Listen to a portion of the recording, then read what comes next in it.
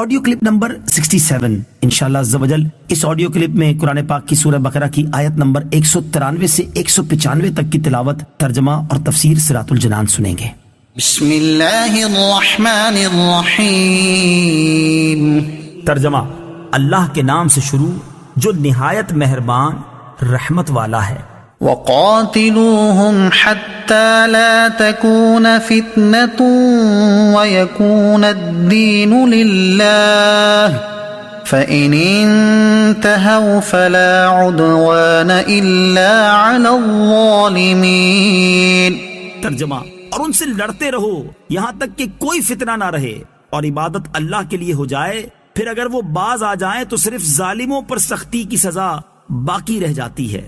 حتی لا تکونوا فتنہ، یہاں تک کہ فتنہ نہ رہے۔ تفسیر صراط الجنان میں ہے عرب کے کافروں کے متعلق فرمایا گیا کہ ان سے تب تک لڑو کہ ان کا فتنہ یعنی شرک ختم ہو جائے اور ان کا دین بھی دین اسلام ہو جائے اور سرزمین عرب پر صرف ایک اللہ کی عبادت ہو۔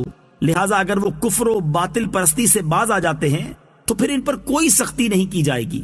الشہر الحرام بالشہر الحرام والحرمات قصاص فمن اعتدى عليكم فاعتدوا عليه بمثل ما اعتدى عليكم واتقوا الله واعلموا ان الله مع المتقين۔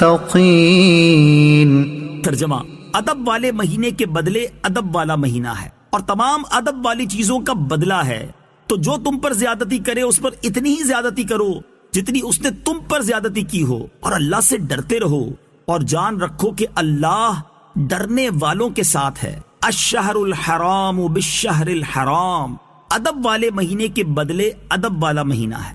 تفسیر صراط الجنان میں ہے مسلمانوں کو چونکہ حرمت والے مہینوں میں لڑنا نہایت بھاری لگ رہا تھا، اس لیے ان کی مزید تسلی کے لیے اللہ تعالیٰ نے فرمایا یہ حرمت والے مہینے میں جنگ کی اجازت اللہ تعالیٰ کی طرف سے ہے، اور یہ اجازت کفار کی طرف سے حرمت پامال کرنے کی وجہ سے دی گئی ہے۔ انہوں نے تمہیں عمرہ کرنے اور مکہ مکرمہ میں داخل ہونے سے روکا، لہٰذا اب اگر تم ان سے لڑتے ہو اور ان کا خون بہاتے ہو تو یہ حرم اور ماہ حرام کی بے حرمتی نہیں ہوگی، کیونکہ یہ اللہ تعالیٰ کی طرف سے اجازت کے ساتھ ہوگا، اور یہ سب لڑائی اصل میں حرمتوں کا بدلہ ہوگا، یعنی کافروں کا حرمت والے مہینے میں فتنہ و فساد کرنا حرمتوں کو پامال کرنا ہے، اور تمہارا جواب دینا اصل میں حرمتوں کا بدلہ لینا ہے، نہ کہ حرمتوں کو پامال کرنا۔ یوں سمجھ لیں کہ ڈاکو کی گولی کے جواب میں اگر پولیس گولی چلائے تو پولیس کو مجرم نہیں کہیں گے، بلکہ ان کے فعل کو حفاظت و ذمہ داری کہا جائے گا۔ قاتل کے قتل کو زیادتی نہیں کہیں گے بلکہ اسے قصاص کہا جائے گا۔ فمن اعتدى علیکم، تو جو تم پر زیادتی کرے۔ تفسیر صراط الجنان میں ہے کافر مسلمانوں پر ظلم و ستم ڈھاتے رہے، شروع اسلام میں دن رات صبح و شام ہر وقت مسلمانوں کو ستانے میں لگے رہے، کسی کو شہید کیا، کسی کو تپتی ریت پر گھسیٹا، کسی کو انگاروں پر لٹایا، کسی کو کوڑے مارے، کسی کا راہ چلتے مذاق اڑایا، مسلمانوں کو ان کے گھروں سے ہجرت پر مجبور کر دیا، ان کے کاروبار ختم کر دیے، انہیں ان کے رشتہ داروں سے جدا کر دیا۔ ان تمام واقعات کی تلخیاں مسلمانوں کے دلوں میں موجود تھیں۔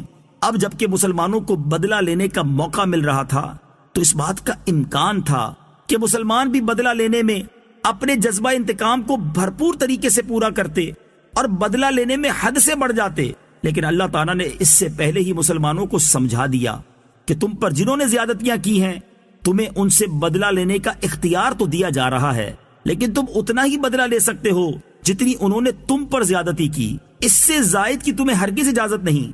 لہٰذا بدلہ لینے میں بھی تقویٰ اور خوف خدا کو پیش نظر رکھو، اور یہ جان لو کہ اللہ تعالیٰ کا قرب اور معیت اسی کو نصیب ہوگی جو ہر حال میں تقویٰ اختیار کرے گا۔ وَأَنفِقُوا فِي سَبِيلِ اللَّهِ وَلَا تُلْقُوا بِأَيْدِيكُمْ إِلَى التَّهْلُكَةِ وَأَحْسِنُوا إِنَّ اللَّهَ يُحِبُّ الْمُحْسِنِينَ۔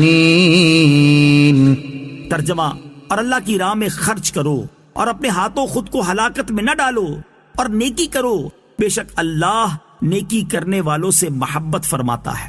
وَأَنفِقُوا فِي سَبِيلِ اللَّهِ، اور اللہ کی راہ میں خرچ کرو۔ تفسیر صراط الجنان میں ہے راہ خدا میں خرچ کرنے کا اصل حکم تو مال کے حوالے سے ہے، لیکن علامہ ساوی رحمت اللہ تعالی علیہ نے اس کے معنی کی مزید وسعت کو بیان کیا ہے۔ فرماتے ہیں کہ اس آیت کا مطلب یہ ہے کہ اللہ تعالیٰ کی فرما برداری اور اس کی رضا کے کاموں میں اپنے جان و مال کو صرف کرو، خواہ جہاد ہو یا رشتہ داروں سے حسن سلوک، یا اللہ تعالیٰ کے کمزور اور غریب بندوں کی مدد کی صورت میں ہو۔ وَلَا تُلْقُوا بِأَيْدِيكُمْ إِلَى التَّهْلُكَةِ، اور اپنے ہاتھوں خود کو ہلاکت میں نہ ڈالو۔ صحیح بخاری میں ہے یہ آیت خرچ کرنے سے متعلق نازل ہوئی، یعنی راہ خدا میں خرچ کرنا بند کر کے یا کم کر کے اپنے آپ کو ہلاکت میں نہ ڈالو۔